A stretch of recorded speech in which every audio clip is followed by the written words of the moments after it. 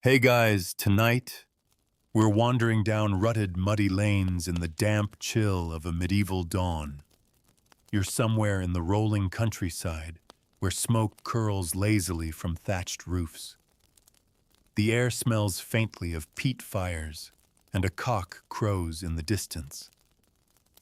The world is quiet except for the muffled sounds of boots, your boots squelching in the muck as you begin a journey few peasants in your lifetime will ever attempt. You'll travel beyond the horizon, leaving your familiar hamlet behind. It sounds romantic, but you probably won't survive this. That's not me being dramatic. Between bandits' disease and weather odds are firmly against you. So before you get comfortable, take a moment to like the video and subscribe, but only if you genuinely enjoy what I do here. And tell me in the comments where you're listening from and what time it is there right now. Now dim the lights, maybe turn on a fan for that soft background hum, and let's ease into tonight's journey together. Your hands grip a rough walking staff cut from a green hazel branch the day before. Its bark is still faintly damp, smelling of sap. You shift it between palms as you walk, partly to ease the strain on your legs and partly because it makes you feel less alone. The lane dips into a shallow hollow where rainwater from last night's downpour has gathered, reflecting the bruised blue-gray sky. You skirt it awkwardly, balancing on stones half hidden in the mud. Travel for someone of your standing, a peasant bound more to soil than to sky, is no casual undertaking. You don't just go somewhere. You break away. The year is somewhere in the late 14th century. Your world is narrow, a patchwork of open fields and hedgerows, maybe 30 miles wide in all directions, if you squint hard. You've never seen the sea, never seen a city wall higher than a church tower, never met someone whose speech doesn't carry the same lilting accent as yours. But today you're going farther than your neighbor's mill, farther even than the weekly market in the nearest market town. And that's unusual. Peasants in your century don't travel in the sense that future generations will. You're not hopping on a horse for leisure or striding down a paved road for sightseeing. You're walking slowly, heavily, because there's work worship or trouble that needs your feet to carry you elsewhere. And every step matters because your shoes are a joke. You've stuffed them with straw this morning to keep your toes from chafing raw against the hard leather. The straw tickles and shifts as you go. The sound of distant bells drifts across the fields, muffled by mist. You know it's from St. Wolfram's 3 miles away. Maybe you'll pass by it before noon.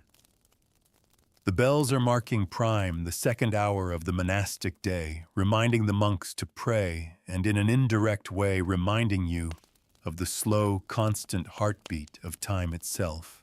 Monks travel, you think idly. Pilgrims too. But your journey is almost always tethered to necessity. Behind you, your village is a cluster of smoke-smudged huts fading into the fog. You glance back only once, partly to fix the sight in memory and partly to make sure you're truly leaving. The lane widens here, becoming a rutted cart track lined with hawthorn. Carts pass rarely. When they do, they splash mud on your legs. That's just how it is. Most goods still move by pack animal or on human backs. If you're lucky, you might catch a ride on a slow-rolling ox cart later in the day. You pass a fellow traveler, rare this early in the morning. He's hunched beneath a patched cloak, his hood pulled low. You exchange a nod, nothing more. You've learned not to ask questions. The road is safer when people are polite, but keep their business to themselves. Banditry isn't rampant, but it's common enough that lone wanderers keep their eyes sharp and their words sparse. A mile later, you reach a small wooden bridge over a sluggish brook. The bridge creaks ominously under your weight. and you pause in the middle to look down at the black water. Something about the current, slow and glassy, makes you think about how many have crossed here before you traders, tithers, maybe even fleeing serfs, who slipped away under cover of darkness. Travel in this time isn't just a movement from one place to another. It's a negotiation with risk. The sun is beginning to lift the mist now. You can make out the silhouettes of trees ahead forming the edge of a wood you'll have to cross. Woods are tricky. They can be shortcuts or death traps depending on who or what is inside them.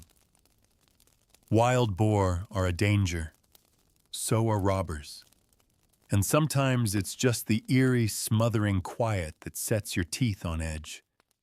Still, the alternative, skirting the wood and adding hours to your walk, isn't tempting. You press on. Under the trees, the air changes. It's cooler, damper, smelling of leaf mold and mushrooms. Shafts of light stab down through the canopy, catching motes of dust and gnats in golden suspension. You hear the distant tap, tap, tap of a woodpecker and the rustle of something moving in the undergrowth. Your walking stick feels heavier now. Halfway through, you come upon a wayside shrine, a weather-worn wooden cross mounted in a stone base, its figure of Christ faded almost to nothing. Someone's left a twist of wildflowers at its foot. You stop, not so much out of piety as habit. Cross yourself quickly, murmur a half-formed prayer for safety, and move on. Shrines like these are more than decoration, they're medieval travel insurance. When you emerge from the far side of the wood, the land opens in a rolling stretch of open-field agriculture. You can see peasants at work, bent double their backs, making slow, aching arcs as they weed or harvest. They glance up at you briefly, travelers are noteworthy, but return to their toil without a word. You know some of them, you've shared bread with them at harvest feasts. But today, you're an outsider moving through their strip fields. By late morning, your legs are burning and your stomach growls.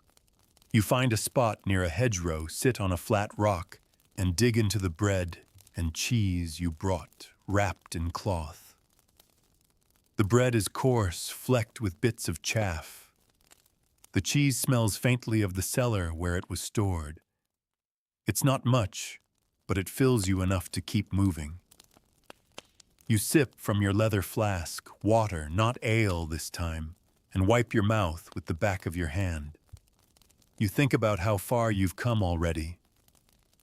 For a medieval peasant, even this distance, maybe 6 or 7 miles, is notable. Some never travel farther from home in their entire lives. Roads are thin lines between worlds, and each mile you walk is a thread pulled loose from the weave of your normal life. You don't yet know what's at the far end of this journey, but you walk on anyway, the horizon calling in a way you can't quite explain. Your boots damp from the morning's dew, and puddles begin to feel heavier as the sun climbs higher. The road narrows again into a single earthen track flanked by tall grass. Now and then your staff catches in a clump of weeds or knocks against a stone, half buried in the dirt. The steady rhythm of your steps merges with the far-off murmur of wind moving through grain fields. You're alone again, and though solitude is common in rural life, the road's emptiness presses on you differently than the quiet of your own fields. Out here, the silence isn't a pause, it's a question. You think about where most peasants travel and why. For most, the farthest journey they'll take in a year is to the nearest market town, maybe 2 or 3 times if there's need. A fair day, a saint's feast, or a sudden errand for your lord might send you out. Pilgrimage is another reason, though. That's rare for someone without coin to spare or permission to leave the manor freely. Journeys like yours across miles that take hours to tread are the exceptions. Still, the path before you, feels like it's been worn by countless feet before yours, traders with their packs, drovers with their herds, messengers in service to some distant hall. You pass a small copse of elder trees. The air here is richer scented with blossoms that cling stubbornly to the last of their season. In the shade, you see a low, moss-covered stone, maybe once part of a boundary marker or a forgotten cross. These relics of the land whisper of older roads, ones that might have led to villages long gone, swallowed back into forest and pasture. Not all travel leads somewhere lasting. Sometimes roads outlive the places they were meant to connect. By midday, you spot movement ahead, a drover urging along a small herd of pigs. The animals shuffle with stubborn rhythm snouts, rooting in every patch of mud they can find. The drover, a wiry man with a stick, nods at you as you pass. His eyes are watchful. His job requires it. A stray pig can vanish into the undergrowth in moments. You trade a few words about the weather, and he tells you he's bound for the market, hoping for a good price before winter. That's his travel, a day's march there and back, his life measured in hooves and haggling. Not long after, the smell of wood smoke drifts across the lane. You come upon a tiny hamlet, 3 cottages, a byre, and a small stone chapel with a shingled roof. The hamlet sits on a rise above a bend in the road, its cottages huddled close against the wind. 2 children stand barefoot near a fence, staring at you as if you were a wandering minstrel instead of just another peasant on the move. Travelers are rare enough that even the ordinary carries a sheen of novelty. You wave, and one of them waves back shyly before ducking behind the fence. Past the hamlet, the road dips toward a shallow valley where a stream winds between meadows. A narrow ford cuts across it. The water is clear, running over smooth stones, but the footing is tricky. You lift your tunic slightly, plant your staff in the stream bed, and inch across, feeling the cold creep through your boots. On the far side, you stop to wring out the leather as best you can. Wet feet are dangerous on the road. Blisters can cripple a traveler faster than hunger. By early afternoon, the heat presses in, though it's the kind of mild warmth that would be pleasant if you weren't carrying yourself mile after mile. The landscape stretches in broad swaths of open field, punctuated by occasional hedgerows. In the far distance, you see a faint smudge of movement, a horseman riding at a leisurely pace. You keep to your side of the track, letting him pass without comment. Horsemen usually have a reason to travel: messengers, reeves, petty lords, and their business is best left to them. The road takes you past a windmill, its wooden sails turning slowly in the afternoon breeze. The miller, dusted white with flour, stands outside, speaking with a woman who's brought a sack of grain. You catch the warm smell of baking from a nearby oven. If you were richer or bolder, you might stop and buy a small loaf for the road. But bread baked for market costs coin, and your provisions, though humble, will do. You keep walking. You notice the quality of the road changing. Here it's firmer underfoot with patches of worn stone embedded in the earth. This is part of an old Roman road still lingering centuries after the empire faded from this land. These ancient ways, straighter and more solid than anything your own time can build, are the skeleton of travel in your century. But they're also lonely places, stretching without shelter between villages. A sudden squall, a turn of bad luck, and you could be far from help. The afternoon wears on, and your thoughts grow hazy with the rhythm of your steps. You pass between 2 tall willows, whose branches form a kind of arch over the path. The shadows beneath are cool and dappled, the light shifting as the leaves tremble in the breeze. You hear the faint rush of water ahead, and soon come up another brook, this one spanned by a narrow plank bridge. A cart waits on the far side, its driver leaning against the wheel, while his oxen drink from the stream. He nods at you, but says nothing. Beyond the brook, the road climbs again. Your calves ache, and the weight of your small bundle tugs at your shoulder.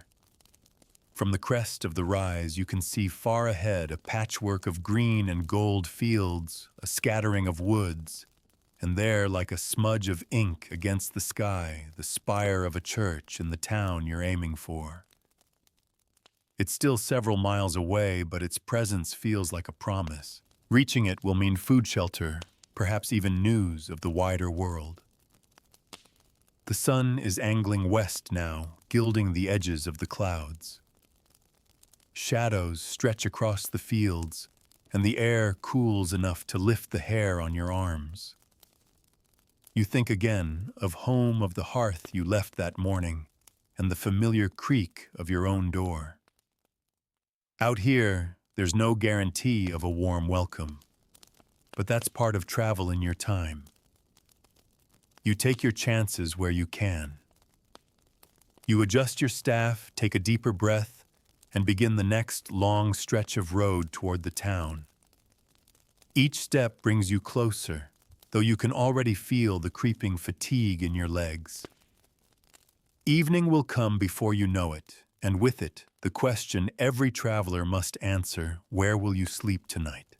The air grows softer as the day tips toward evening, the sun dipping low enough to set the road aglow in amber light. The town's spire ahead seems no closer than it did an hour ago, as if distance in this land stretches and contracts at will. Your boots thud against the hardening track, each step marked by the faint crunch of grit under leather. The road here skirts a meadow gone golden in the waning sun, the grass whispering in a lazy breeze. You think about how travel changes as night draws near. In daylight, even a lone traveler can find courage in the familiar look of hedgerows and open sky. But as shadows lengthen, every bend in the road becomes a pocket of uncertainty. Medieval roads aren't patrolled, aren't lit, aren't safe. If the weather turns or the dark falls faster than you expect, the world can shrink into a strip of path barely visible under your feet. That's when the thought of shelter becomes urgent. The town you're heading for isn't large, nothing like the great walled cities you've heard about in rumors from traders. It's a market town serving the surrounding villages with a handful of stone buildings among the timber-framed houses. There's an inn there, you've been told.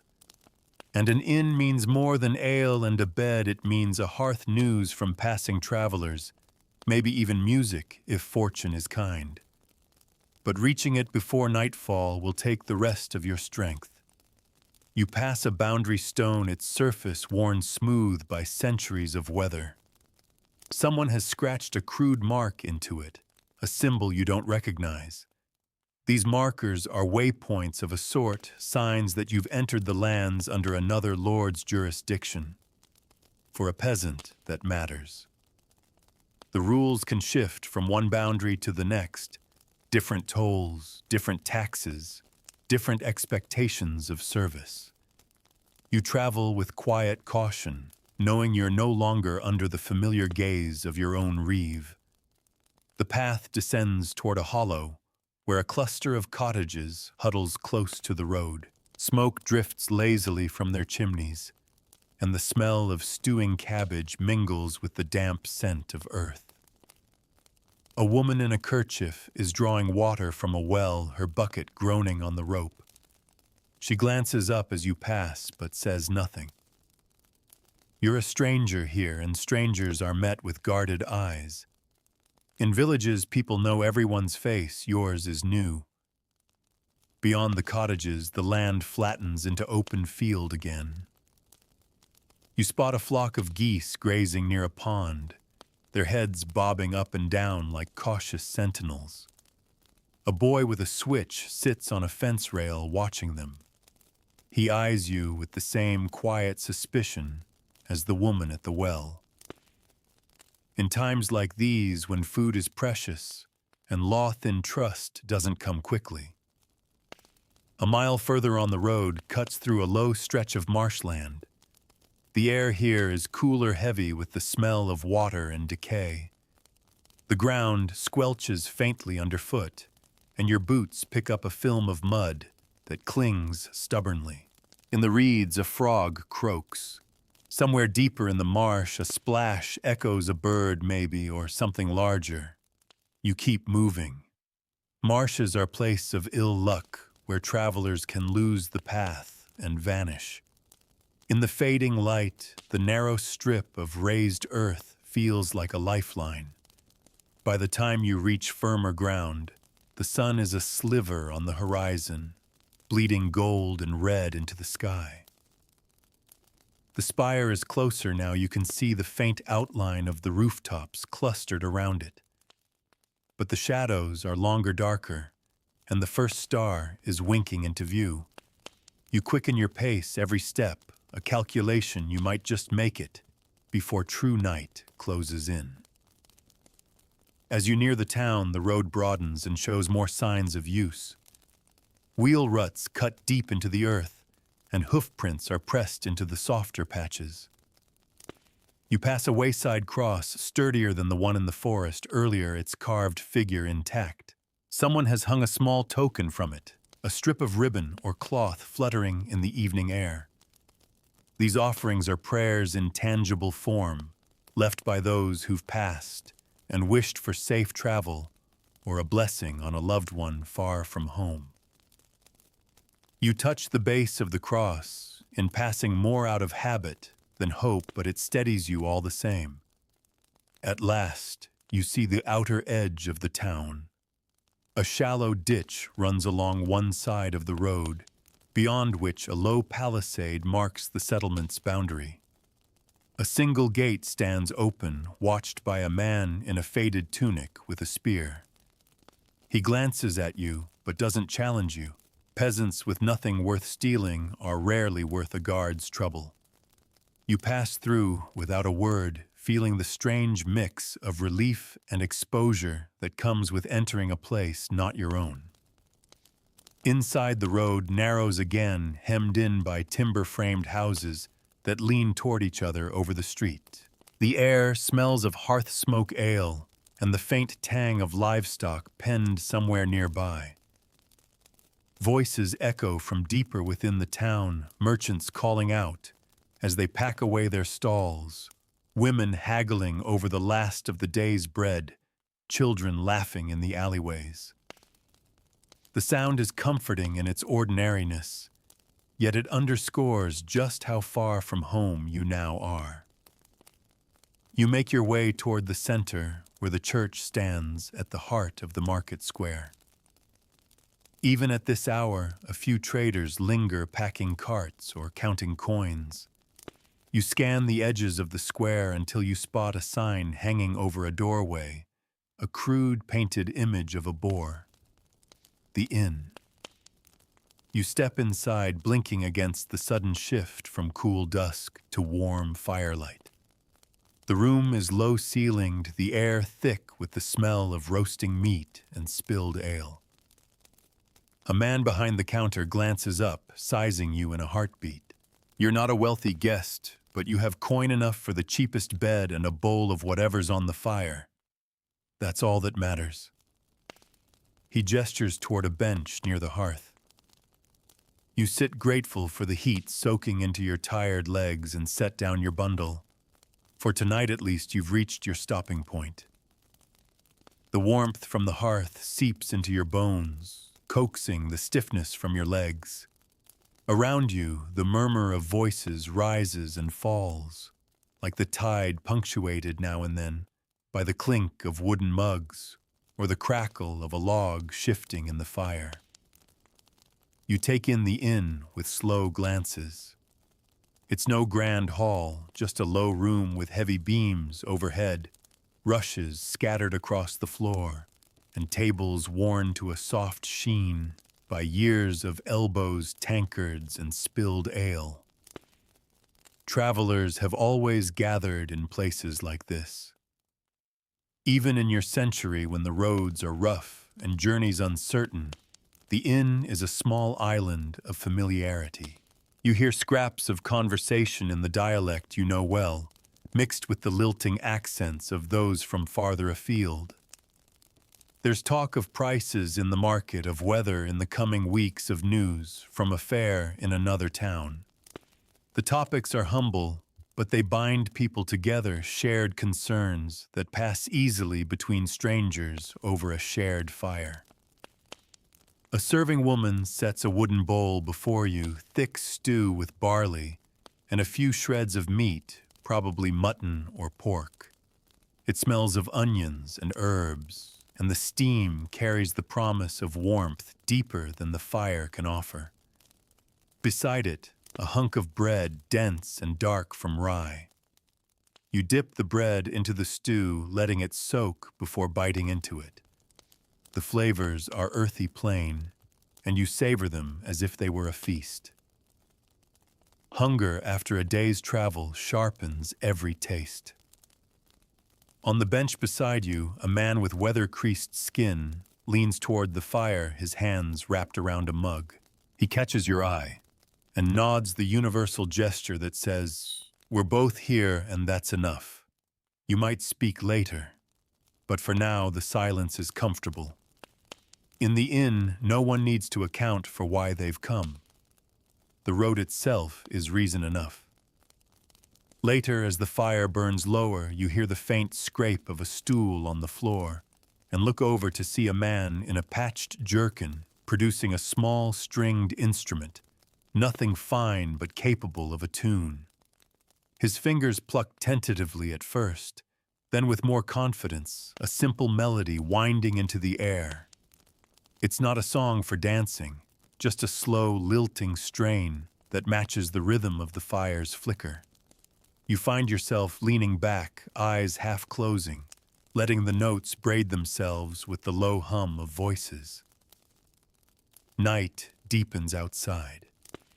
The door opens now and again to admit another latecomer, letting in a gust of cool air and the smell of damp earth.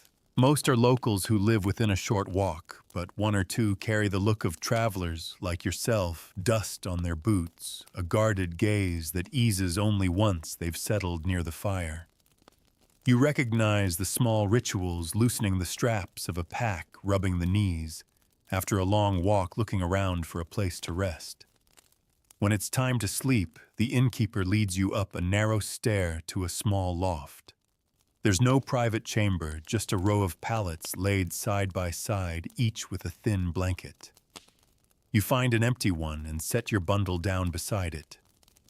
The room smells faintly of straw and old wool.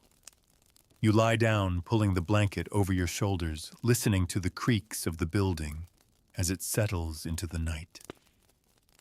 Somewhere below, the last embers of the fire hiss softly. Sleep comes slowly. You think about the miles you've walked, the sights you've passed, the marshland, the hamlets, the windmill turning against the sky. Travel for a peasant is rarely about the destination alone. It's a thread of moments stitched together by the simple act of putting one foot before the other. And tomorrow the thread will lengthen. Dawn comes early. You wake to the sound of roosters crowing somewhere beyond the town walls, their calls weaving into the muffled stir of voices from below. The air is cool against your skin as you pull on your boots, still a little stiff from yesterday's damp crossing at the ford. You shoulder your bundle, grip your staff, and make your way down to the common room. The fire has been coaxed back to life, and the smell of baking bread mingles with the sharper tang of ale being poured into mugs. You take a simple breakfast bread, a little cheese and water, before stepping out into the fresh light of morning. The market square is already waking, merchants setting up stalls, a man leading a laden mule toward the edge of town, a woman arranging baskets of onions on a table. You follow the road that leads out past the church, its bell marking the first hour of the day. Beyond the palisade, the countryside opens again, fields glistening with dew. The air is crisp, and for a while your steps feel lighter. But the road ahead is long, and each bend holds its own unknowns. The first travelers you meet are a pair of monks, their brown habits gathered at the waist, with rope belts, their sandals dusted from the road. They greet you with a soft Pax Vobiscum and continue on their way, their heads bent in quiet conversation. Monks travel for reasons that peasants rarely can service to their order visits to other houses, errands that take them across the breadth of a diocese. You watch them until they vanish into the shimmer of morning light. By mid-morning, you come upon a toll point, a narrow stretch of road where a wooden barrier stands across the way. A man in a faded surcoat waits beside it, a spear propped casually in one hand. He asks for a small coin to pass. It's not much, but for a peasant, every coin counts. You pay without protest, knowing that to argue is to risk more than the cost itself. This is part of the reality of travel. Even the road demands its price. Past the toll, the road dips into a shaded stretch lined with tall poplars. Their leaves murmur overhead, the sound like distant rain. You walk in that green-gold light, thinking about how in your time the road is both freedom and tether. It can take you away, but it also ties you to its course, pulling you toward places you can't quite see yet.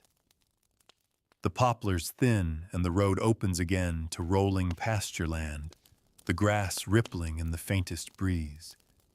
In the distance, you see a few cattle grazing, their hides shining in the morning sun. A herdsman stands watch near a dry stone wall, his dog weaving back and forth, keeping the animals clustered. He glances toward you, but doesn't call out. In the countryside, strangers are acknowledged with the smallest of nods, as if to say, "I see you, and that is enough." The road here is drier, firmer underfoot. Wheel ruts etched into its surface tell you that carts have been this way recently, though none appear now. You walk on your staff, tapping the ground with an easy rhythm. Every so often you notice wildflowers along the verge, small, stubborn blooms that cling to the dust and seem to thrive despite the hooves and boots that pass beside them. They remind you that travel is as much about noticing the small passing things as it is about reaching some far goal. Before long, you come to a fork in the road. One track is narrow, clearly less traveled, winding off toward the hills. The other, broader and more worn, continues straight ahead. For a peasant in your time, the choice is simple. You take the well-used road. Wandering into the hills without purpose is a fool's errand, an invitation to get lost or worse. Still, you glance toward the hills for a moment, wondering what lies there. Old ruins, perhaps, or villages so small they barely make a mark on any map. You choose the main road and soon pass a line of pack horses led by a man in a faded cloak. Their backs are loaded with goods bound for the next market, perhaps wool or sacks of grain. He keeps a firm hold on the lead rope, the horse's hooves thudding softly on the packed earth. You exchange brief greetings, but his eyes are already scanning the verge, watchful for stones that might lame a hoof. For traders like him, the road is not an adventure, it's a livelihood. As the day wears on, the sun climbs high and the air shimmers faintly with heat. You spot a stand of trees near the road and decide it's a good place to rest. Sitting in the shade, you take a long pull from your flask and tear off a piece of bread. The quiet here is deep, broken only by the droning of insects and the occasional rustle of leaves overhead. Your legs throb with a pleasant ache the kind that reminds you you're alive, moving, doing something most in your village may never do. After your rest, you resume walking, and before long you come upon another traveler, a woman with a woven basket on her arm, her head covered by a linen coif. She's walking in the opposite direction, and as you draw near, she shifts her basket, slightly protective of whatever she's carrying. A faint smile passes between you, and then she's gone, her figure shrinking into the heat haze behind you. Encounters on the road are like that brief, wordless exchanges that leave no trace but a flicker of recognition. By early afternoon, you hear the faint chime of a bell carried on the wind. Following the sound, you crest a low rise and see a small stone chapel nestled beside the road. Its door is open, the interior shadowed and cool. A handful of travelers stand near the entrance, some making the sign of the cross before stepping inside. You join them, ducking under the low lintel. Inside, the air smells of beeswax and old wood. Sunlight filters through a tiny window, catching dust motes that drift in the stillness. You kneel briefly, murmuring a prayer for safe passage, then step out again into the light. The chapel stands at a crossroads where a handful of stalls have been set up, a kind of impromptu roadside market.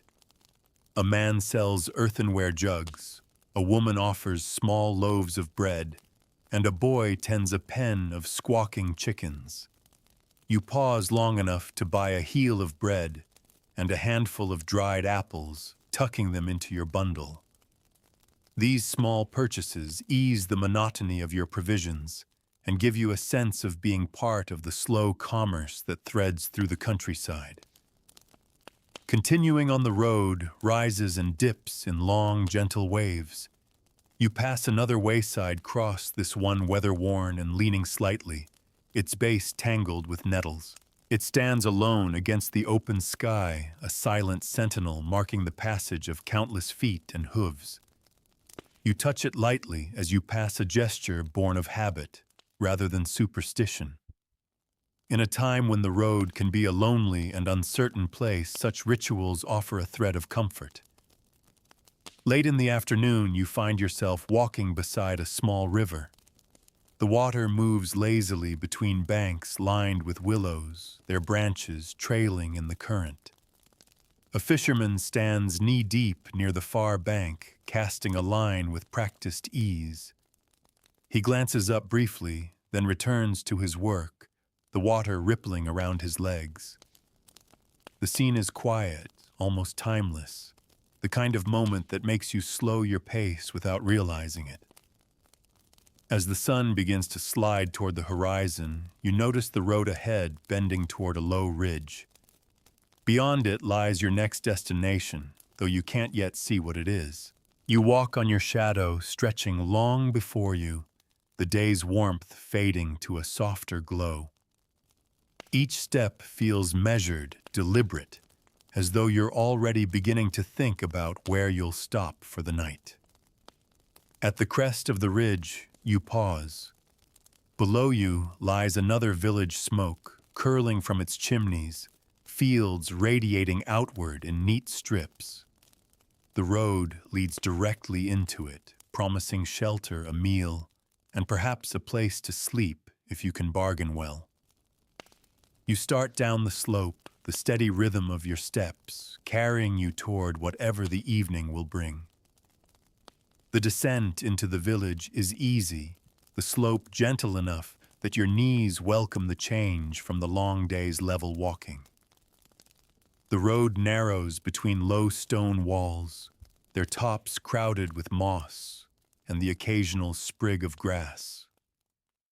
A pair of hens scratch at the base of one wall, their feathers ruffling in the evening breeze. Somewhere nearby, you hear the steady clack of a loom and the faint hum of a tune carried on a woman's voice. As you reach the first cottages, the familiar smells of village life wrap around you: wood smoke, damp earth, and the faint tang of livestock. Children dart between doorways, glancing at you with curiosity before vanishing inside. Travel in your world is still rare enough that any unfamiliar face is worth a second look. The village green lies at the center, a patch of open ground ringed by cottages and small outbuildings. A few men are unloading a cart piled with hay, their voices low and even. To one side stands a small, timber-framed alehouse, its sign swinging faintly in the cooling air. The painted image, a sheaf of wheat, marks it as the gathering place for those who want to talk, drink, and trade a little gossip. You step inside the dimness, greeting you like an old friend. The air is warmer here, scented with ale, and the lingering smell of roasted meat. A handful of men sit at rough tables, their mugs catching the glow of a small fire. No one asks your business.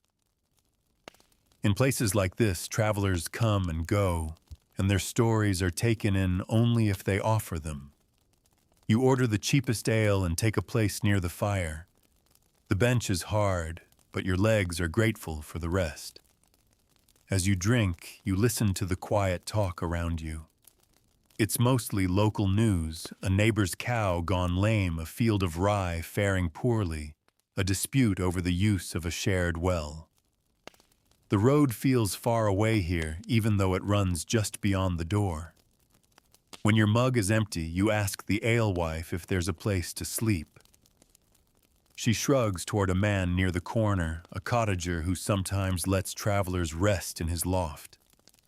You strike a deal for a small coin and follow him into the fading light.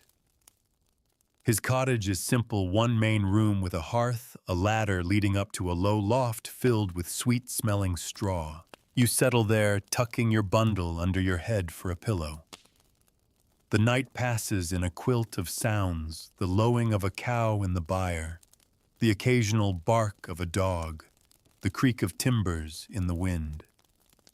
Sleep comes in fragments, and each time you wake, the faint red glow of embers is still there below. In the deepest part of the night, the silence thickens, broken only by the sigh of wind around the eaves. At first light, you rise quietly. Your host is already stirring the fire, and you thank him with a nod before stepping out into the pale dawn. The village is hushed, the air cool enough that your breath ghosts before you. You walk back toward the road, passing the alehouse, now shuttered and still. The day begins with open fields again, the track stretching away between strips of tilled earth. You pass a man driving a small cart loaded with sacks, his ox plodding patiently. He calls a greeting, and you trade a few words about the weather before parting ways. Encounters like this are the rhythm of travel, brief threads woven into the larger fabric of your journey. By mid-morning, you come to a small bridge over a narrow stream. Its planks are warped but sturdy enough, the railing missing in places. You pause in the middle, leaning on your staff to watch the water slip beneath. Minnows flicker in the shallows, their movements quick and bright. The moment is still enough that you can hear the faint hiss of the current over stones. Beyond the bridge, the land begins to rise. The climb is steady but not steep, and as you gain height, the air feels fresher. From the crest, you can see the patchwork of fields behind you, and far ahead, the faint shimmer of another settlement. Between here and there lies woodland, dark and close, its edge a shadow against the sunlit slope. Woods are never entered lightly. In your time, they are places of both bounty and danger, sources of firewood, berries, and game, but also of wild boar wolves and men with less than honest intentions. The road into this one is a narrow track, its entrance marked by a weather-beaten post. A small carving on its surface, a crude cross, serves as both blessing and warning. You step into the shade and the change is immediate. The air is cooler, carrying the damp scent of earth and leaf mold. Sunlight filters through in broken shards, dappling the ground ahead. Each step muffles under the thick carpet of fallen leaves. Somewhere above, a bird calls, once then falls silent. You keep your staff ready, though you know it's more for reassurance than true defense. Deeper in, you find a fallen tree, spanning a small stream, its trunk slick with moss. The road detours around it, but you pause to rest a moment, leaning against the wood. The forest has its own slow pulse, a rhythm that makes you walk softer, listen more closely. Even the sound of your breath feels loud here. When you emerge at last from the far edge, the sun is high. The light feels sharper after the dimness of the trees, and the warmth on your face is welcome. Ahead lies another stretch of open land, and beyond it, the cluster of roofs you saw earlier. You take a long drink from your flask and start down toward it, the steady pull of the road reminding you that each village, each mile is one more step in the long thread of your journey.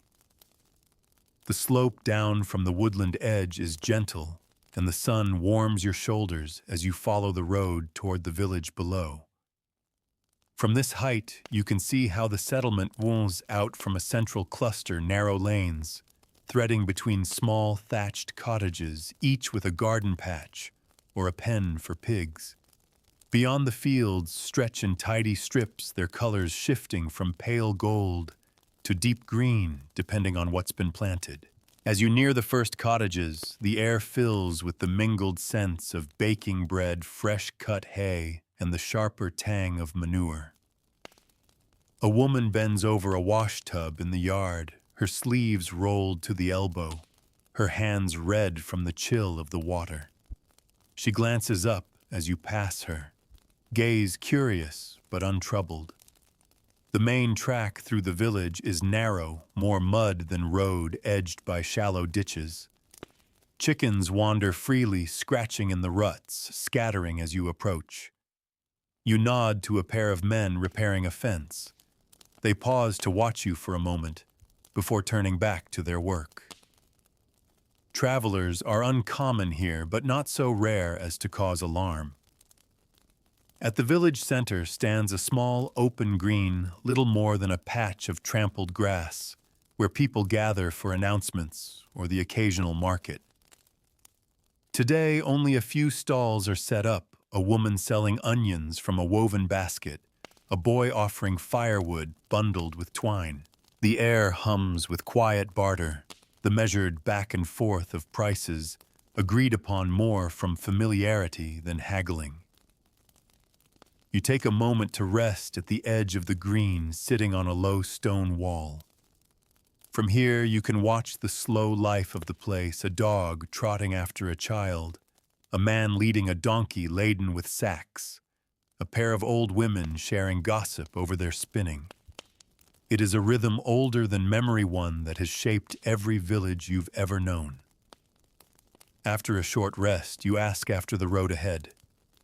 An older man leaning on a stick tells you it will take the better part of the day to reach the next town. His tone carries no warning, only the quiet fact of distance. You thank him and take your leave following the road as it winds out past the last cottages. Beyond the village, the countryside opens again, the track bordered by hawthorn hedges thick with summer growth. Sparrows flit in and out of the branches, their wings flashing in the sunlight. You pass a small pasture where sheep graze under the watchful eye of a shepherd. He lifts a hand in greeting, but doesn't call out.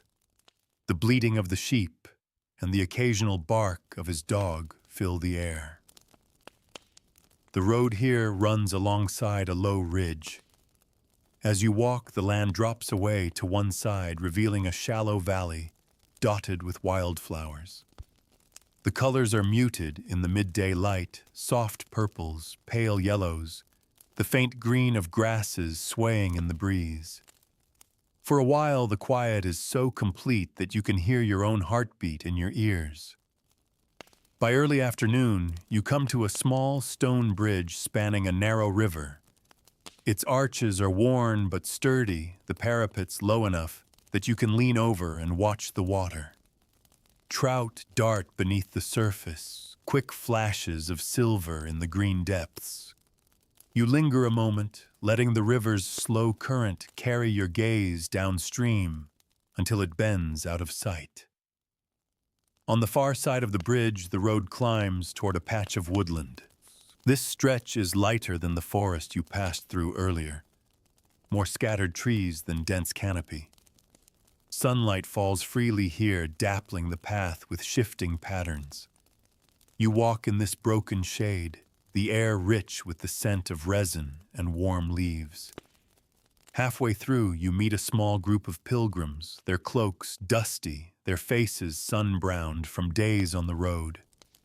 They carry staffs topped with small wooden crosses, and one wears a scallop shell on a cord around his neck, a badge of devotion marking a journey to a distant shrine. You exchange greetings, and they wish you safe travel, before continuing on their way, their voices fading among the trees. Emerging from the wood, you find yourself on a broad stretch of road.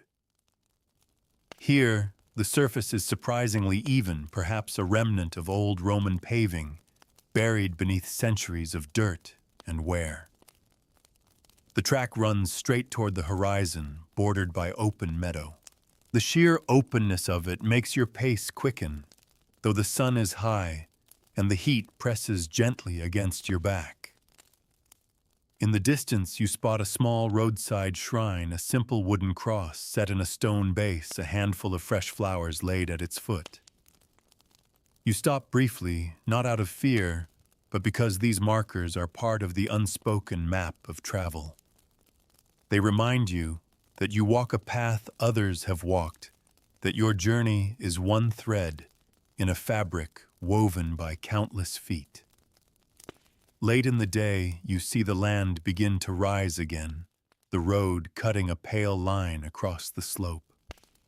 From the crest, you'll have your first glimpse of the town the old man spoke of that morning. You climb steadily, the light softening as the sun dips lower.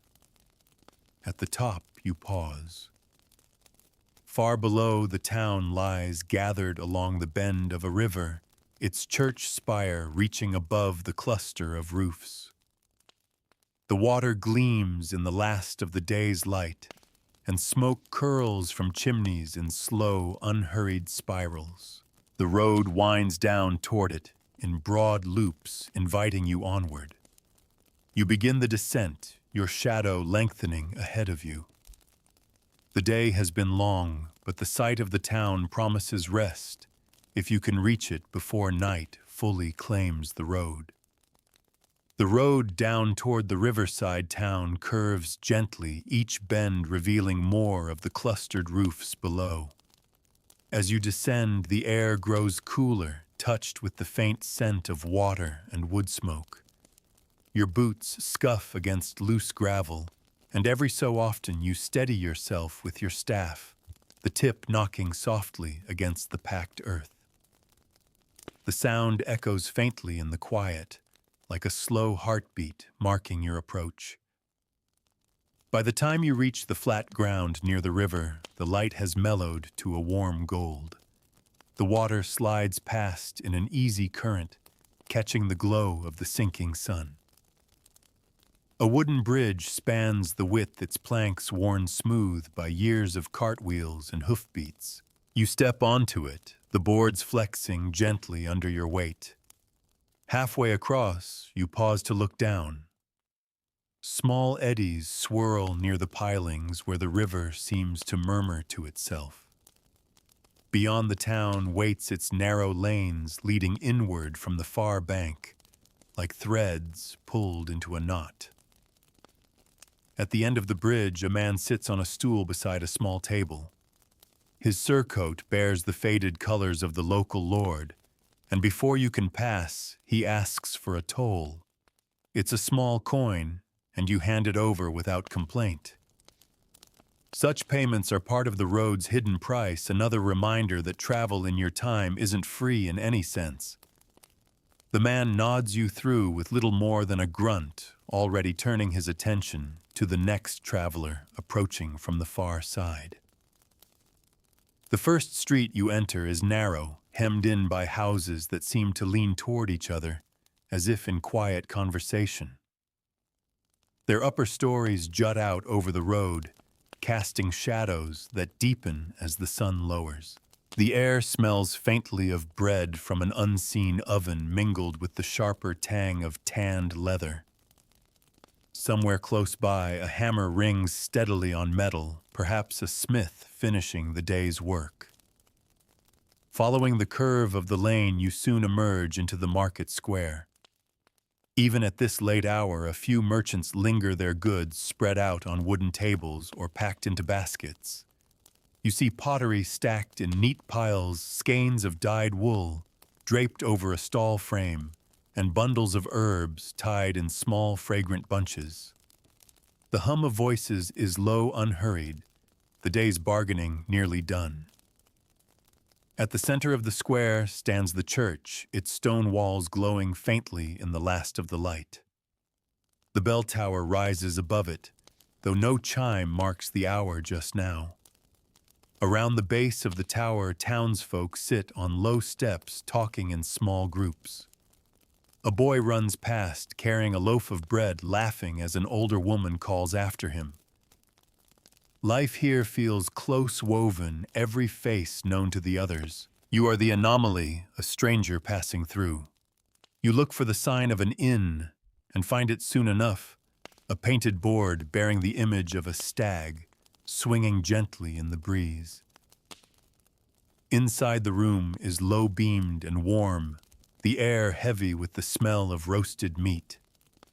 A few tables are occupied by men in rough working clothes, their mugs catching the firelight. You approach the counter and speak with the innkeeper, arranging for a meal and a bed. The price is fair enough, though it leaves your pouch lighter. Your supper comes quickly, a trencher of bread, topped with a thick stew, the gravy seeping into the crust. You eat slowly, savoring the warmth and the steadying sense of being indoors. Around you, the murmur of conversation rises and falls, punctuated by the occasional laugh.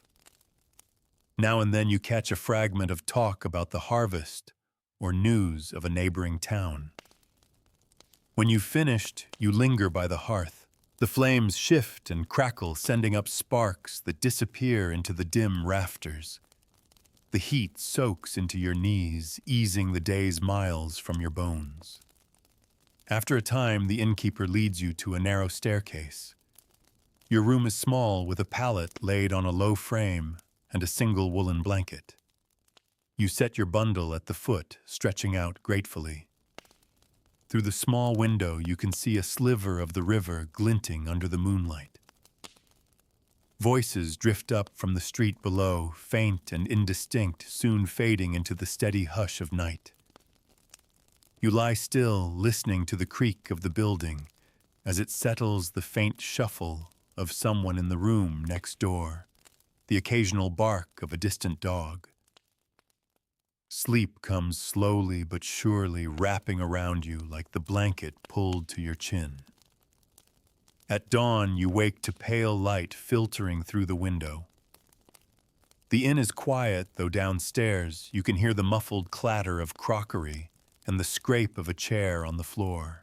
You gather your things, descending into the main room, where a simple breakfast waits: bread, a little cheese, and a mug of weak ale.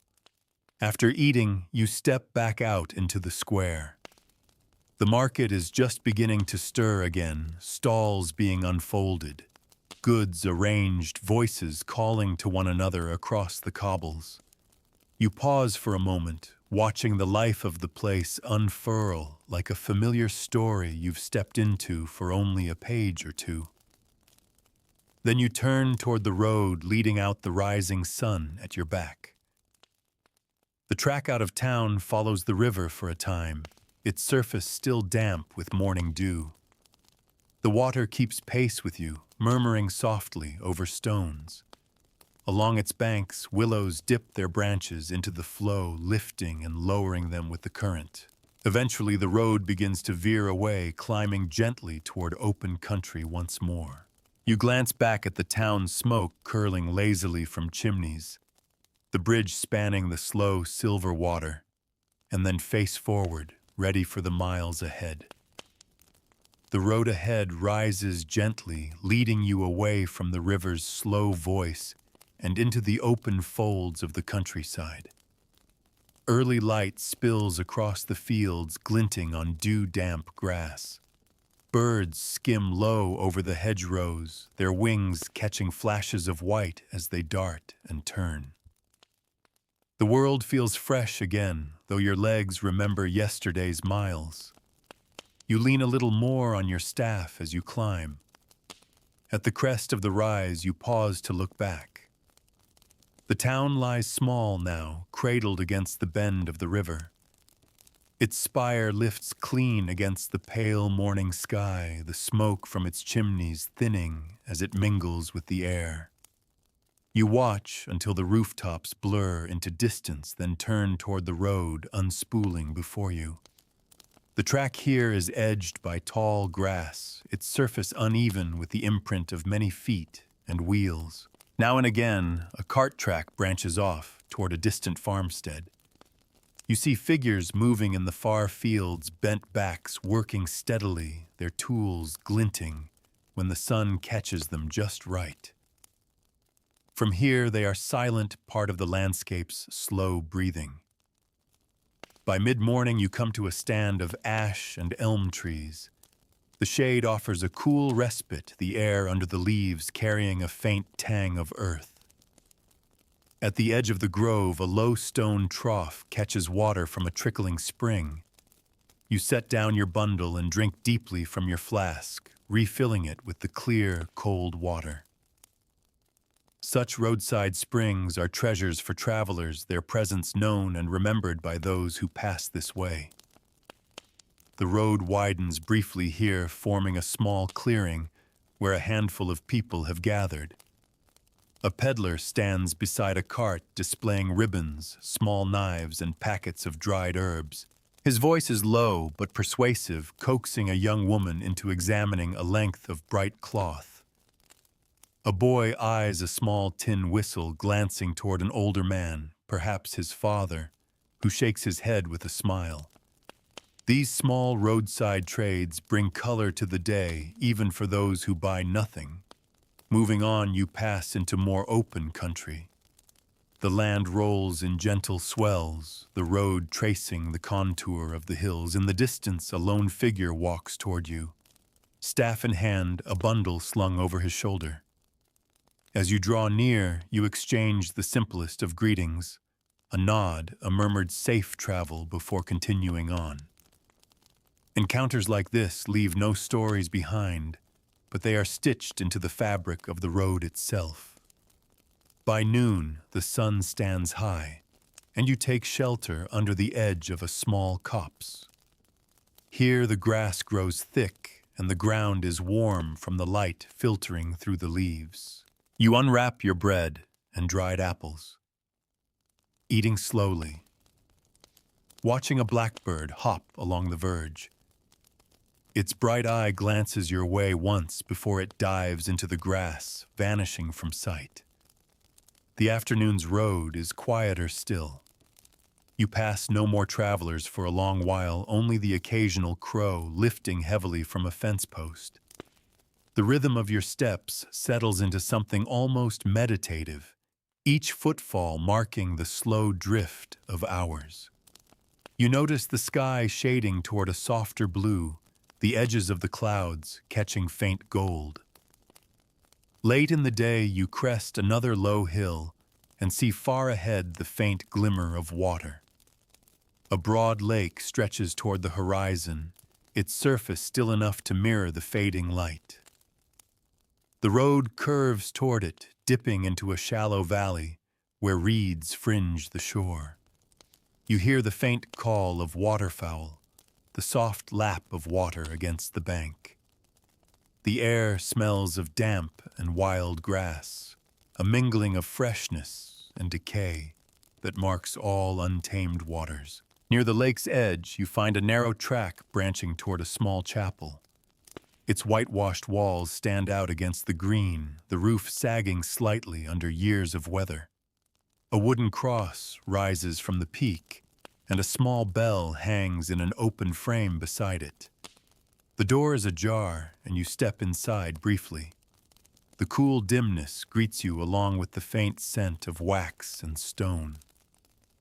Someone has left a handful of rushes strewn before the altar, their green tips still fresh.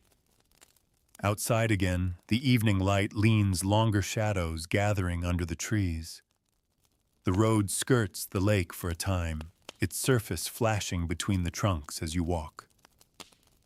Eventually, you come to a small fishing hamlet, a scatter of huts close to the shore, nets hanging to dry between rough poles. A man sits mending a tear in one net, his fingers quick and practiced. He glances up, offers a small nod, and returns to his work.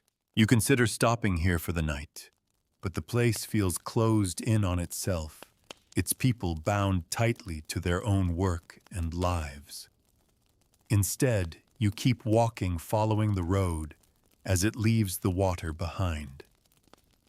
The last of the day's light fades to a pale wash over the fields. Somewhere ahead, a rise in the land promises a view, and perhaps the site of your next resting place. At the crest, you find it a tiny village nestled in the hollow, its thatched roofs catching the first touch of moonlight. Smoke curls from a few chimneys, and a single lantern burns outside what might be the alehouse. Your legs are heavy, your shoulders aching from the day's miles, but the sight draws you forward. The road leads you down into the quiet heart of the place, each step bringing the promise of warmth and stillness closer. The road into the hollow is soft with packed earth, the edges lined with short, wind-worn grass. The village is quiet, wrapped in that in-between hour when the day's work is mostly done, but night hasn't quite settled. You hear the low murmur of voices from behind a half-open door, the occasional bark of a tethered dog. A faint glow spills from cottage windows, pooling in small ovals on the ground. At the center of the village, a small green opens up a patch of flattened grass, with a stone well at its heart. The well's rope creaks softly as a woman hauls up a bucket water sloshing in the dim light. She glances your way briefly, her expression unreadable, then turns back to her task. A pair of geese shuffle past their feet, whispering against the earth, their heads bobbing in the fading light. On one side of the green stands a timber-framed building, with a sign swinging above the door, a simple painted mug. The alehouse. Its small lantern flickers in the evening breeze, casting restless shadows on the wall.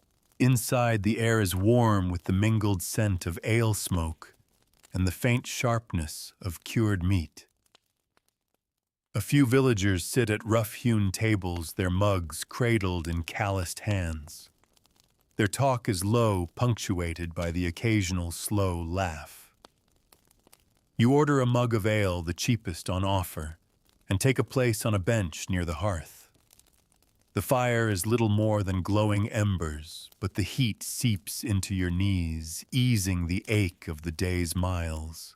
You sip slowly, letting the quiet conversation around you weave into the background hum of your thoughts. The talk here is of local matters, a pig gone missing, a fence needing repair before the weather turns the rumor of a wandering peddler expected in a few days. When you've finished your drink, you ask the alewife if there's a place to sleep. She considers for a moment, before pointing you toward a man at the far table who offers a space in his loft for a few coins. The price is modest, and you accept. Together you step out into the cool night air, the village lying still around you, under a silver wash of moonlight. His cottage is small, its door low enough that you duck to enter. Inside the room is dim, the light from a small fire painting the walls in shifting orange. A ladder leads to the loft above where fresh straw has been spread in a neat bed. You lay down your bundle, easing yourself onto the straw. The faint scent of hay and wood smoke is comforting, and you pull your cloak over you for warmth. Outside, the night deepens. You hear the soft rustle of wind in the thatch, the occasional cluck of a restless hen in the byre below. Somewhere in the distance, a dog barks once, then falls silent. You drift into sleep to the steady rhythm of these sounds, as much a part of travel as the miles under your boots. Dawn comes quietly. You wake to the thin light filtering through the loft's small opening, the air cool enough to make you draw your cloak closer around your shoulders. Downstairs, your host is tending the fire, coaxing the flames back to life. You thank him with a nod, step outside, and find the village still mostly at rest. The road out curves between two narrow strips of field, the soil freshly turned and smelling of damp earth. A lone man works with a wooden plow drawn by a sturdy ox, the blade slicing neat furrows into the ground. He pauses to wipe his brow, gives you a brief wave, then turns back to his work. Soon the fields give way to open heath. The land stretches wide here, the grass low and wiry, dotted with gorse bushes. The wind moves freely across it, carrying the faint tang of something distant, perhaps the sea, though it could be only your imagination. The road is a pale ribbon ahead, unspooling toward a far rise. You walk for hours in this open country, the horizon slow to shift. From time to time, a bird wheels overhead, its shadow slipping across the ground. The rhythm of your steps becomes steady and quiet, almost part of the wind's song. There are no villages in sight, no cottages tucked into folds of the land, only the track, the sky, and the sound of your own breathing. By midday, you come to a small stand of trees gathered around a pond. The water is still broken only by the ripple of insects skimming its surface. You sit in the shade unwrapping a heel of bread and the last of your dried apples. The quiet here is so deep that even your chewing seems loud. You drink from your flask, refill it from the pond's edge, and linger a little longer before setting off again. As the afternoon wears on, the heath gives way to gentler slopes, where rough pasture land begins to appear. Sheep graze in small flocks, their white backs bright against the green.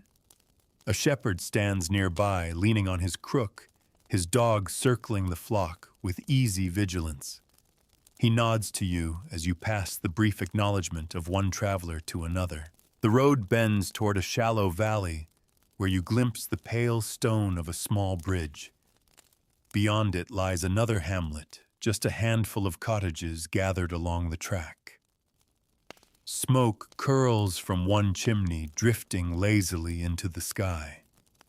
The light is already softening the shadows, growing longer. You know you will not travel much farther today. You cross the little bridge, the stone cool under your boots. The sound of the stream below barely more than a whisper. On the far side, the hamlet unfolds in a few modest shapes, low cottages with thatched roofs, a narrow path between them worn smooth by years of passing feet. The place is quiet, except for the soft thump of a door closing somewhere and the distant bleat of a goat. You follow the track toward the center, where a single open space serves as the hamlet's green. A wooden trough stands there, its water clear and cool, fed by a narrow channel cut from the stream. You kneel to cup your hands in it, the cold biting at your fingers. The drink is refreshing, the taste clean and sharp after the long day's walk. A few villagers appear from doorways, glancing your way without speaking. In small places like this, everyone knows who belongs, and your presence is simply noted, filed away for the evening's quiet conversations by the hearth. You nod to an older woman sweeping her doorway. She pauses, returns the nod, and continues her work. The hamlet is too small for an inn, but you spot a small wooden sign swinging outside one cottage, a carved loaf of bread. It's the baker's house, and perhaps he sells more than loaves. When you knock, a man with flour on his sleeves answers. He listens as you ask for a place to sleep, considers for a moment, then nods toward a side room. For a few coins, you can have the corner near the hearth and a blanket for the night. You thank him glad for the shelter. He sets a bowl of pottage before you, not rich but filling. The mixture of peas, onions, and a bit of barley warms your hands as you cradle the wooden bowl. You eat slowly, letting the heat seep into you. Across the room, the baker's wife is shaping dough on a board, her hands moving with quiet efficiency. The smell of yeast and rising bread hangs in the air, comforting in its simplicity. When the meal is done, you settle near the hearth, the small fire casting a soft glow on the rough plaster walls. The room is warm, the flicker of the flames making your eyes heavy. Outside, the sky has deepened to a dusky blue, the last streaks of daylight fading into the west. Somewhere in the distance, a dog barks, once, twice, then the night settles again. You spread your blanket in the corner, the floor beneath padded with woven rush mats. The smell of the hearth lingers in the air, smoke, ash, and a faint hint of the bread baking nearby. You close your eyes, the crackle of the fire easing you into sleep. At dawn, you wake to the sound of gentle movement, the baker stoking the fire, his wife setting loaves on wooden boards. The air is rich with the smell of fresh bread, and you are given a small piece for the road payment, perhaps for your company, or simply a gesture of kindness. You thank them and step out into the cool morning. The hamlet is quiet, its few lanes still shaded by the low roofs. You make your way to the edge, following the track as it leaves the cluster of cottages behind. The land opens once more, fields spreading on either side, their early growth glistening with dew. A short way along, you pass a shepherd leading his flock toward pasture. The sheep shuffle in a loose cluster, bells tinkling faintly. He nods in greeting, his face weathered by years of wind and sun. The dog at his side watches you pass, its eyes bright but calm. The road here begins to climb gently. You can feel the strain in your calves as the slope draws you upward. At the top, you pause to take in the view, rolling fields fading into woodland, a patchwork of green and brown stitched together by hedgerows. In the far distance, a faint line of smoke marks another settlement, though it's too far to reach before nightfall. By midday, you find a shaded spot under a hawthorn tree. Its blossoms scatter across the ground, white petals drifting in the light breeze. You sit unwrapping your bread and tearing it into slow bites. The quiet is deep here, broken only by the hum of bees moving between flowers and the occasional call of a lark high overhead. In the afternoon, the road dips toward a small stream. The banks are overgrown with rushes, the water shallow and clear. You remove your boots to wade through the chill biting into your skin. On the far bank, you sit to let your feet dry in the sun, feeling the warmth seep back into them. Beyond the stream, the land begins to change. The fields give way to rough pasture and patches of scrub, the soil stonier underfoot. The air smells faintly of heather and dry grass. You pass a small wayside shrine, a simple cross set into a pile of stones, its base littered with withered flowers, and a few coins left as offerings. You touch the wood briefly, the old habit of seeking a blessing before pressing on. Toward evening, the road bends, and you see another village ahead, this one larger than the hamlet of the night before. Smoke rises from several chimneys, and you hear the faint sound of voices carrying on the breeze.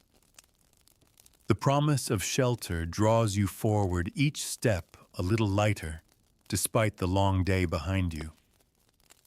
The road into the larger village is firmer underfoot, pressed flat by more passing feet, carts and hooves than the smaller hamlets you've left behind. You notice the change in sound as your boots strike the ground, less muffled, more solid. The air carries the faint scent of baking and the sharper tang of fresh-cut wood. Somewhere ahead, a hammer taps rhythmically, the sound ringing in short, sure bursts. As you near the first cottages, you pass a small pen where pigs root noisily among scraps. A boy leans against the fence, idly tossing them handfuls of feed. He watches you approach, then offers a shy nod before turning back to his work. Just beyond, a woman shakes out a linen cloth, sending a soft cloud of flour into the breeze. She catches your eye, gives a brief smile, and returns to her task. The main street is broad enough for 2 carts to pass. It runs straight toward the heart of the village, where you see a cluster of larger buildings, one of them a low-roofed inn with a sign painted with a red fox. The market green lies just beyond a space alive with quiet movement. Merchants are still packing away their goods for the day, bolts of cloth being rolled, baskets of apples being loaded onto a small cart, a coop of chickens being hoisted onto a shoulder. The air hums with the soft shuffle of work winding down. You make your way to the inn, stepping inside to the familiar scent of wood smoke ale and the faint tang of roasting meat.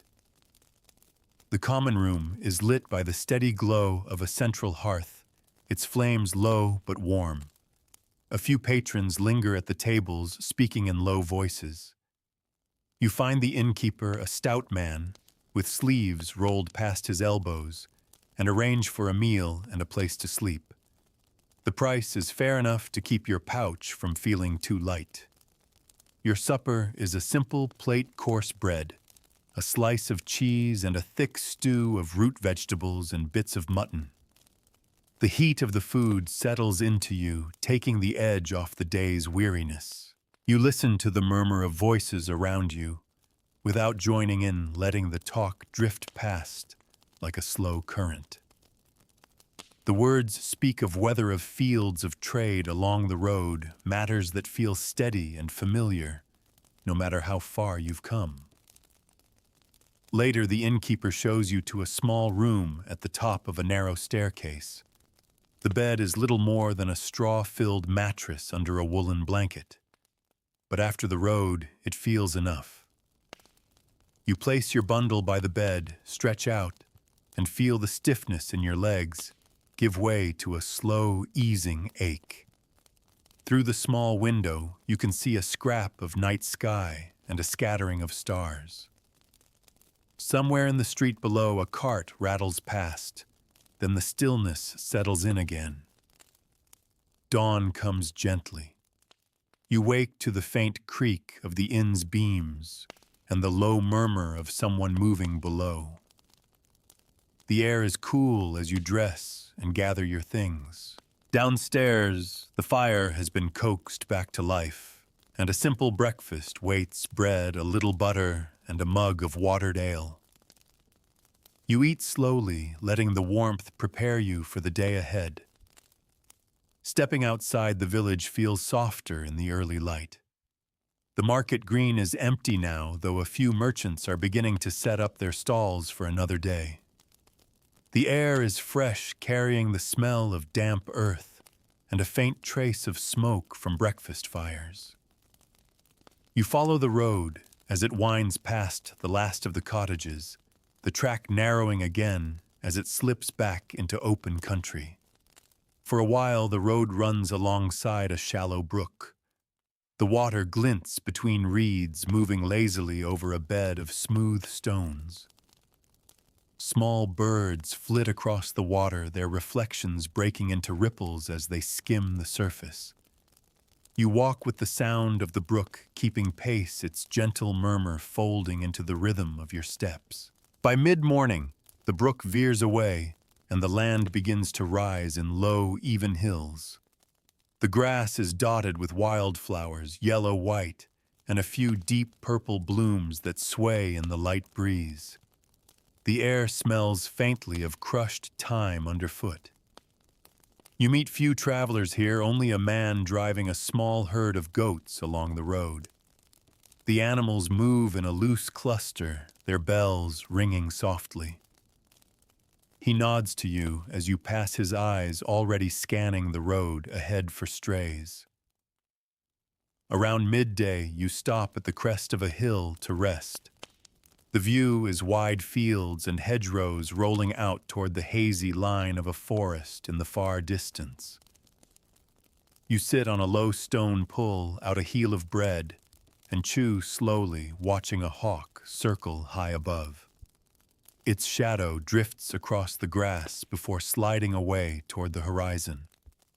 The road dips gently into a shallow valley where a few scattered farms sit behind low walls. You pass one where a woman is drawing water from a well, the rope groaning on the winch.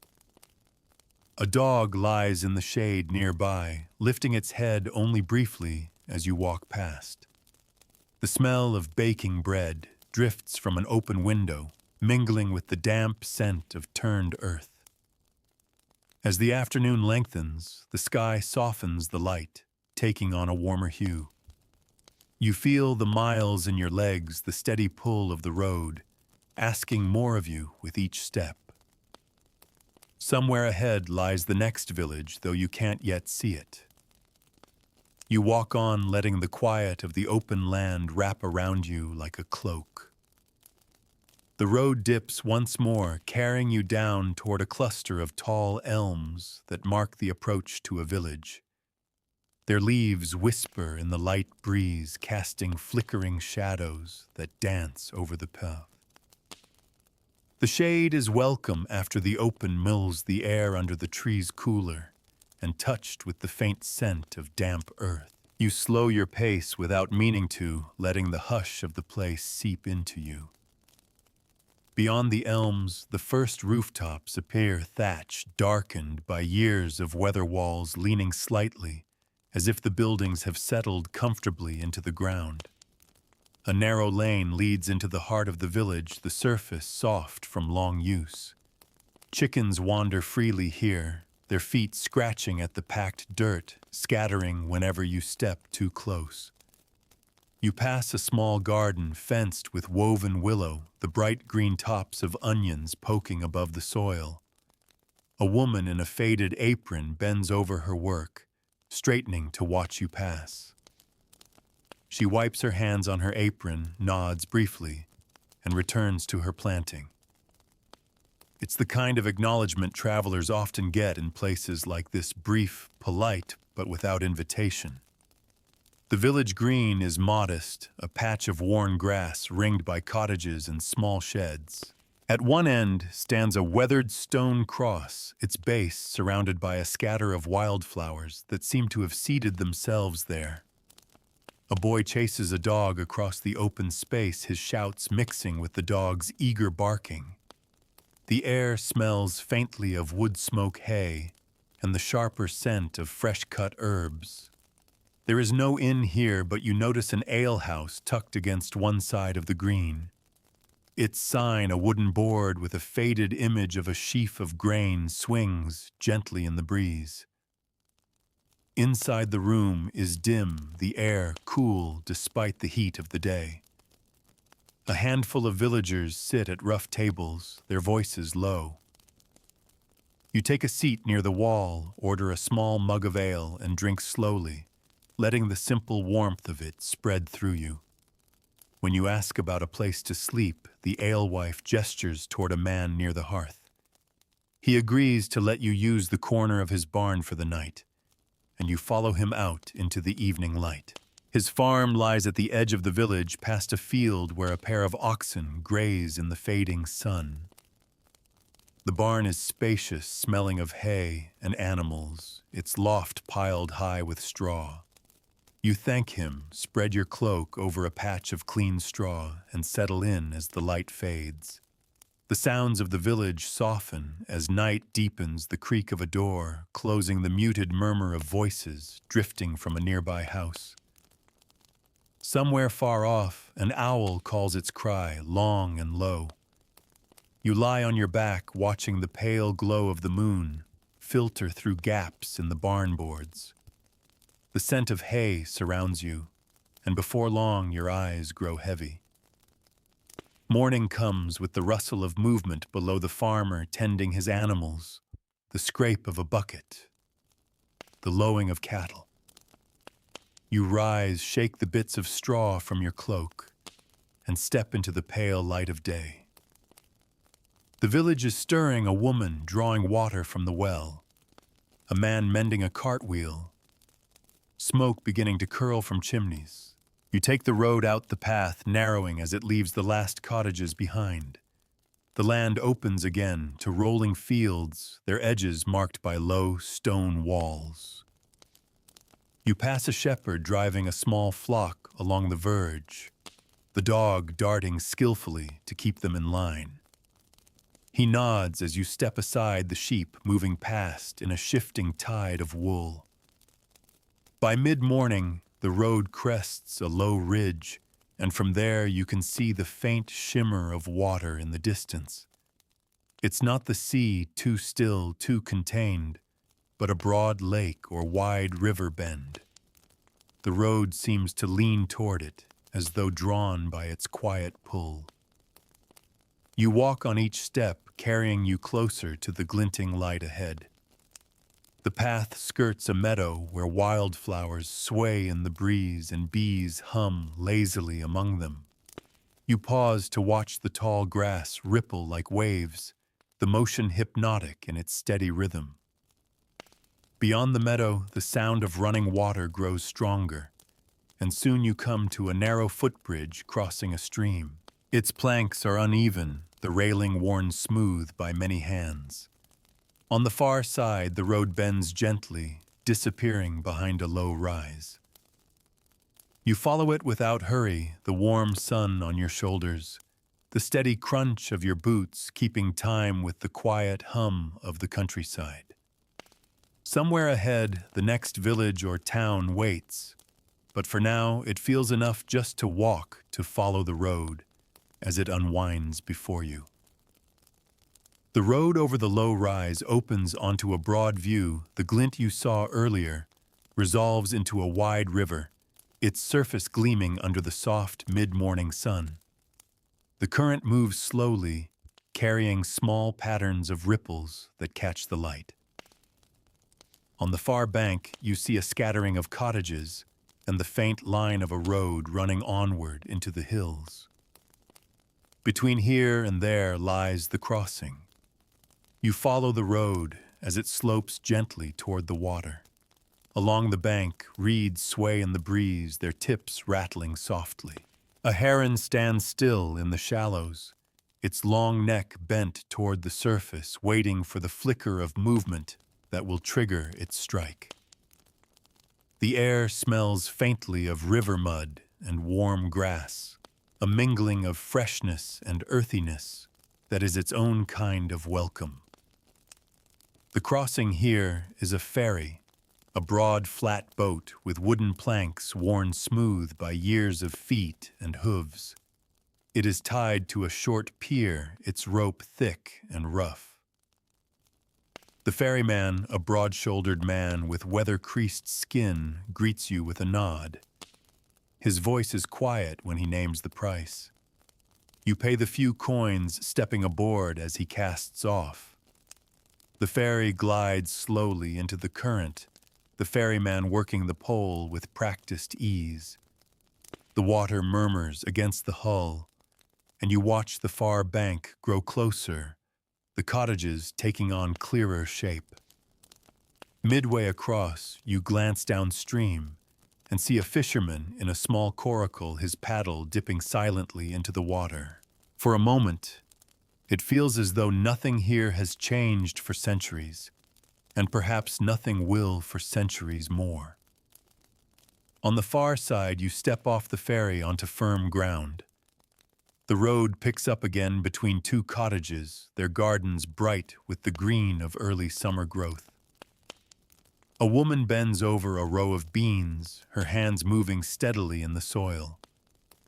She glances up, offers a faint smile, and returns to her work. The rhythm of the place is unhurried, each task fitting neatly into the long habit of the seasons. Beyond the cottages, the road climbs into low, rolling hills. Sheep graze here, scattered across the slopes like pale stones. The breeze carries the scent of grass and lanolin mingled with the occasional whiff of heather blooming in the higher ground. You follow the curve of the path, your staff tapping softly against the packed earth. Around midday, you come to a crossroads marked by a tall stone post. Its surface is rough with age, the carved symbols nearly worn away. You pause here to take a drink from your flask, leaning against the cool stone. The silence is deep, broken only by the rustle of grass in the wind. Choosing the road that leads onward, you pass into a stretch of open heath. The land rolls gently, dotted with gorse bushes, whose yellow blooms glow against the muted greens and browns. A skylark rises suddenly from the grass, singing as it climbs into the bright air. You watch it until it disappears into the blue. Later, the path dips toward a small village, tucked into a fold of the hills. Its rooftops barely rise above the curve of the land, hidden until you are almost upon them. The track into the village is narrow and lined with low stone walls, each one draped in moss and lichen. You pass a byre where cattle stand chewing lazily, their tails swishing at flies. The smell of hay and warm hide drifts out to meet you. In the center of the village, a small green opens up its grass, worn thin by years of feet and hooves.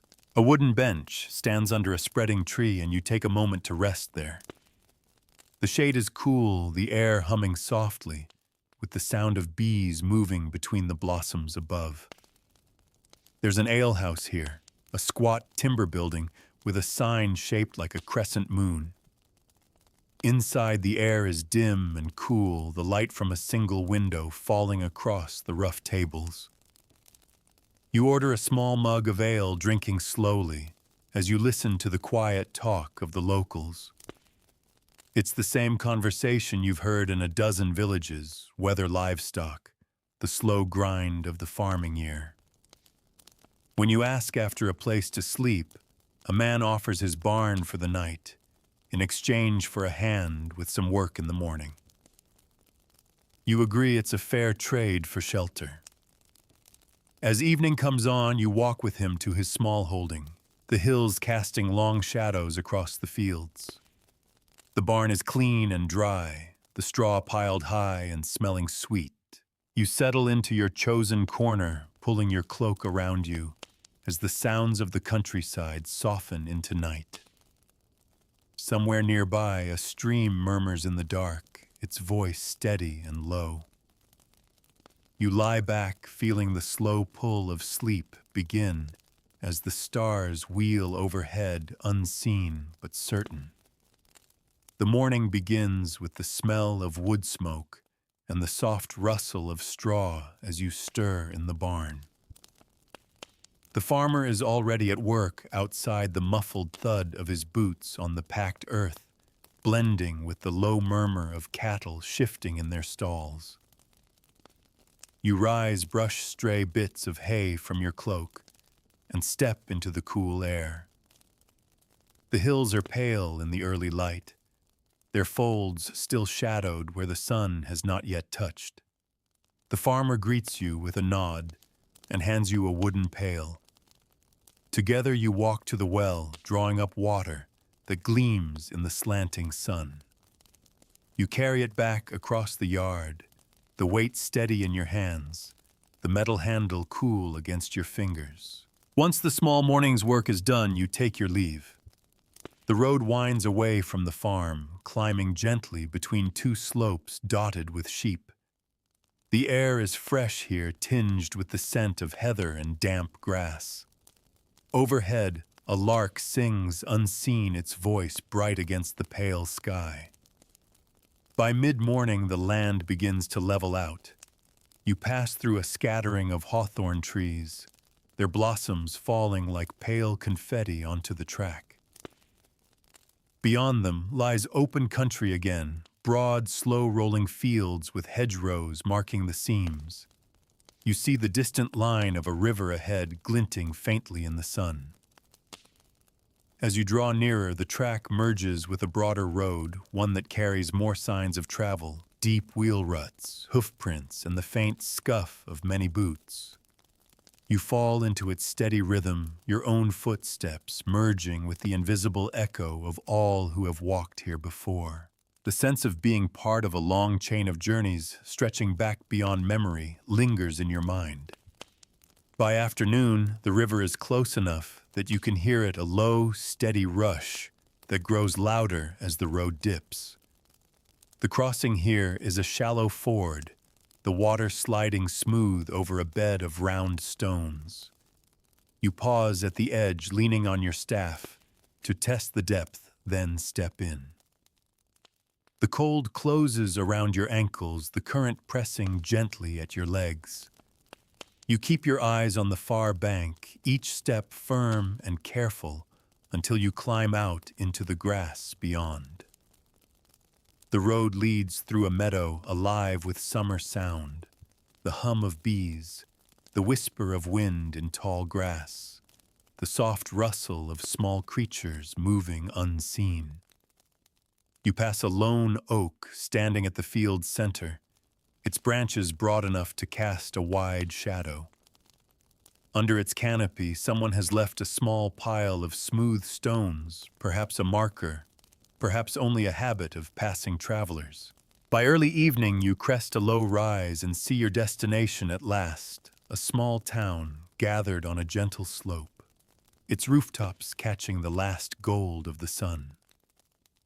A church spire rises above the clustered houses, and faintly you hear the bell marking the hour. The sight sends a quiet relief through you, though you feel the miles in your legs more keenly now. The road into town is busy compared to the lonely stretches you've walked. A cart creaks past, piled high with sacks of grain. Two women carry baskets between them, speaking in low, quick voices. You follow the main street toward the market square where the day's business is nearly done. Stalls stand half empty, their keepers stacking goods and tying down canvas covers. The air smells of bred herbs and the faint tang of smoke drifting from nearby chimneys. You find the inn easily, its sign painted with a leaping hare swinging gently in the evening breeze.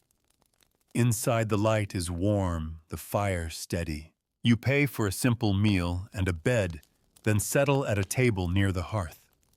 The food, bread, cheese, and a thin but hot soup sits well after the day's long road.